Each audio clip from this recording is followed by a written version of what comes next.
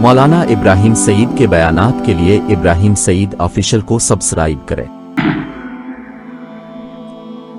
اعوذ باللہ من الشیطان الرجیم،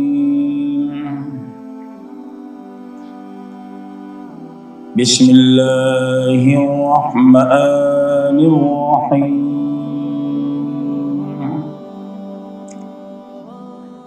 الحمد للہ رب العالمین،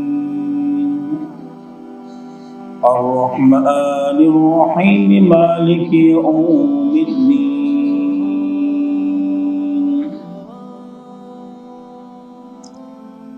پچھلے درس میں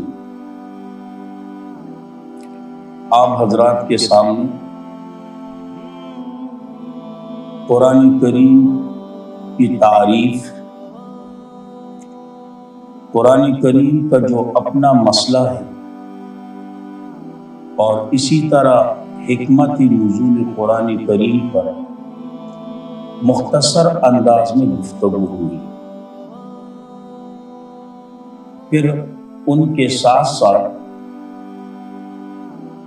مکی سورتیں کسے کہا جاتا ہے اور مدنی سورتیں کسے کہا جاتا ہے، ان پر بھی مختصر انداز میں گفتگو کر چکا ہوں۔ اس کے بعد اس پر بھی میں گفتگو کر چکا ہوں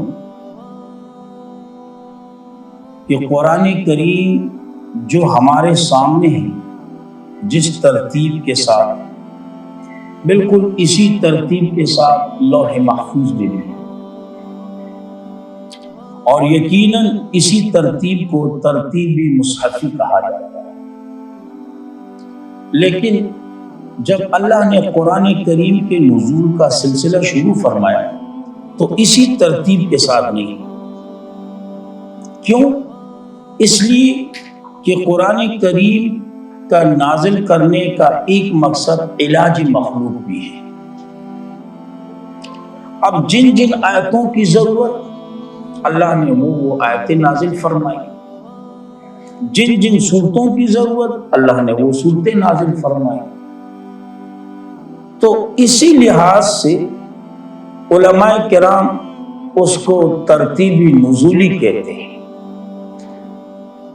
اور یقیناً ہم جب بھی کوئی سورت شروع کریں گے تو اس سورت کے ابتدا اور آغاز میں کہیں گے کہ یہ سورت ترتیبی مصحفی کے لحاظ سے اتنے نمبر کی ہے، اور ترتیبی نزولی کے لحاظ سے اس کا نمبر یہ ہے۔ آج آپ کے سامنے صرف دو باتیں کروں گا۔ ایک بات یہ کہ اللہ کریم نے 4 بڑی کتابیں نازل فرمائی، تورات، انجیل، زبور اور قرآن کریم، اور اسی طرح 100 صحیفے نازل فرمائے، مشہور اور معروف قول کے مطابق۔ اب ان 100 صحیفوں کا نچوڑ اور خلاصہ جو ہے نا، وہ ان 3 کتابوں میں، تورات میں، انجیل میں، زبور میں۔ پھر ان 3 آسمانی کتابوں کا خلاصہ جو ہے وہ قرآن کریم کے اندر موجود ہے، اور قرآن کریم جو ہے یہ مضامین کے اعتبار سے 4 حصوں پر تقسیم ہے۔ پہلا حصہ سورت فاتحہ سے شروع ہوتا ہے سورت مائدہ کے آخر تک، یہ پہلا حصہ ہے۔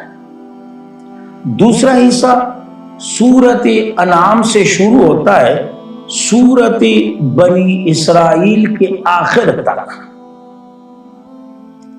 اور تیسرا حصہ سورت کہف سے شروع ہوتا ہے اور سورت احزاب کے آخر تک،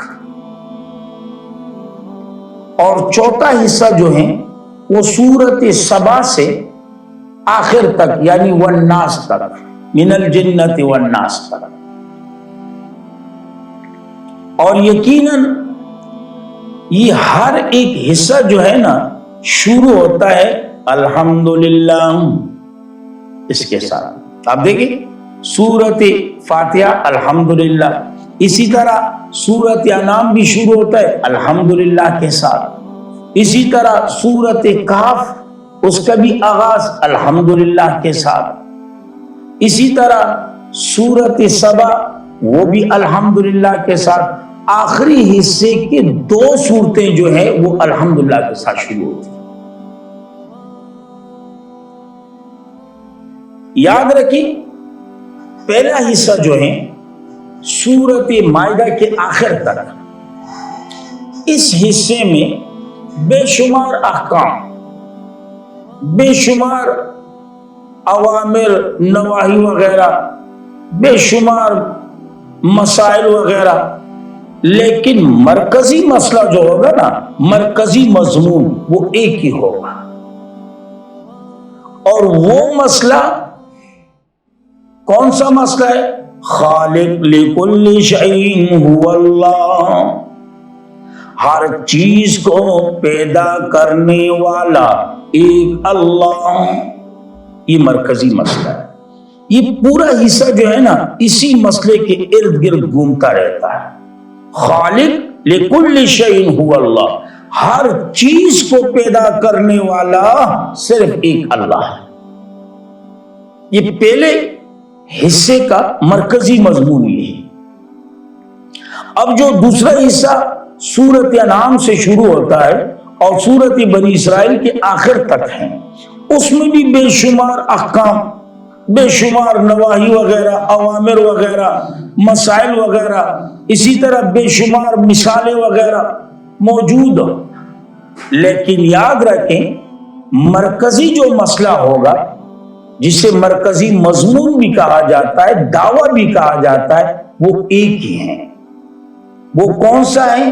مربی لکل شیء هو اللہ.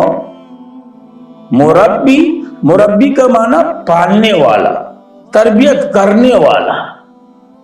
یہ نہ کہ اللہ نے بس پیدا کر کے چھوڑ دی، نہ اللہ پیدا کرنے والا بھی ہے، لیکن پیدا کرنے کے ساتھ ساتھ اللہ جو ہے مربی بھی ہیں، تربیت کرنے والا بھی ہے. مربی لکل شیء هو اللہ، ہر چیز کی تربیت کرنے والا، اس کو کمال درجے تک پہنچانے والا وہ ایک اللہ ہے.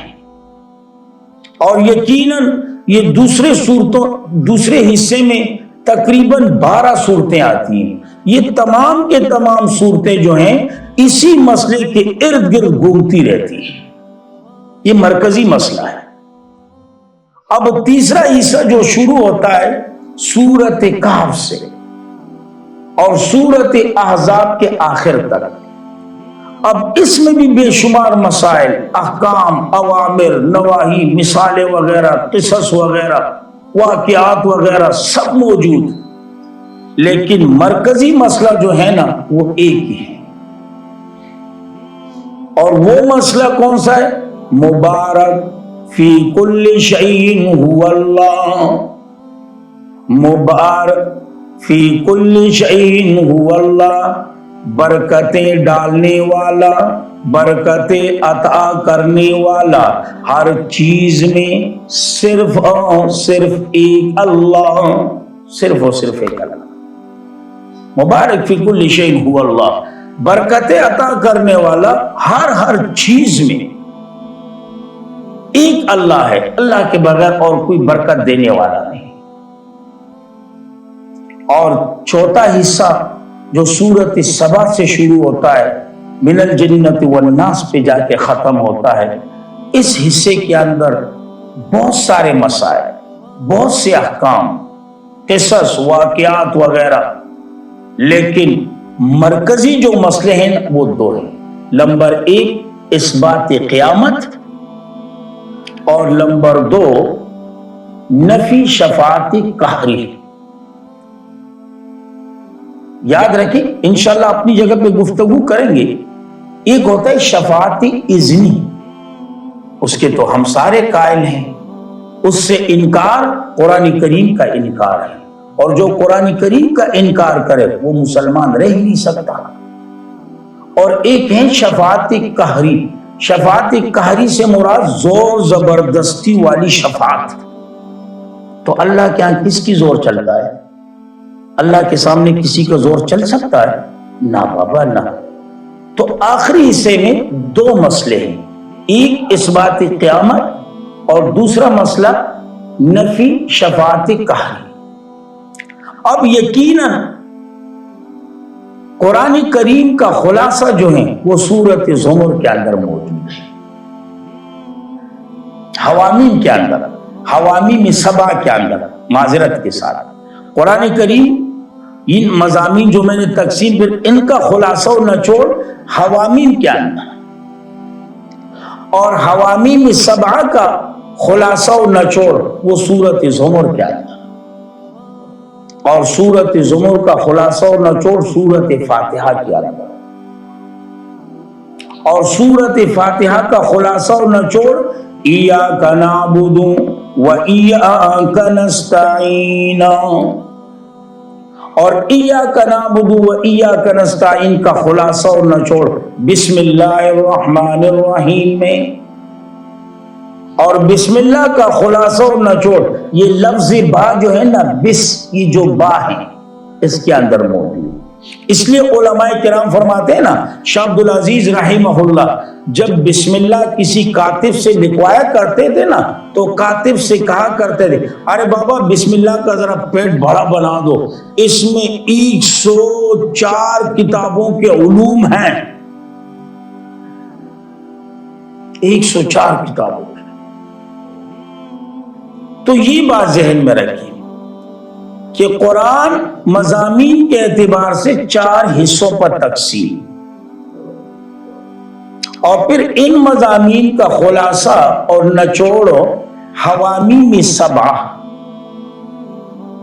اور ان حوامیم کا خلاصہ سورۃ زمر میں، اور سورۃ زمر کا خلاصہ سورۃ فاتحہ میں، اور سورۃ فاتحہ کا خلاصہ ایاک نعبد و ایاک نستعین، اور ایاک نعبد و ایاک نستعین کا خلاصہ بسم اللہ میں، اور بسم اللہ کا خلاصہ لفظ با میں، لفظ با۔ اور یقیناً یہ با کس کے لیے آتی ہیں؟ تو انشاءاللہ جب ہم شروع کریں گے تو اس پر انشاءاللہ وہاں پر انشاءاللہ اس کی وضاحت کریں گے۔ دوسری بات جو آج کے درس میں آپ سے کہوں گا کہ ہم جب بھی کوئی سورت شروع کریں گے تو اس سورت کے شروع کرنے سے پہلے ہم 5 باتیں کریں گے۔